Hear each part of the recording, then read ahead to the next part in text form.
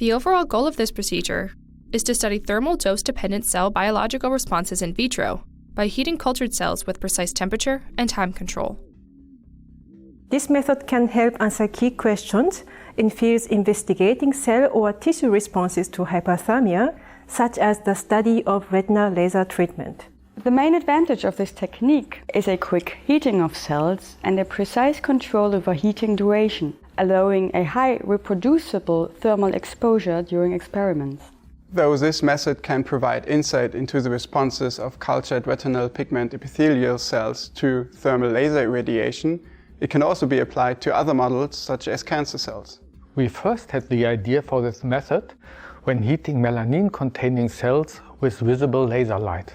However, this resulted in varying temperature profiles owing to variations in pigmentation.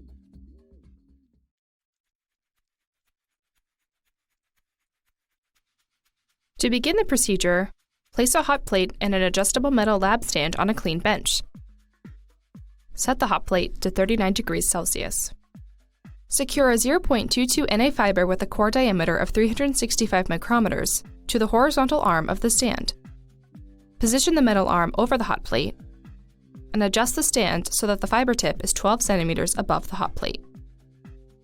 Connect a 1.94 micrometer 20-watt Thulium laser with a 635 nanometer 1 milliwatt aiming beam to the fiber tip. Place a culture dish 30 millimeters in diameter on the hot plate. Carefully trace the circumference of the dish on the hot plate surface, and then remove the dish. Turn on the aiming beam, and adjust the stand until the center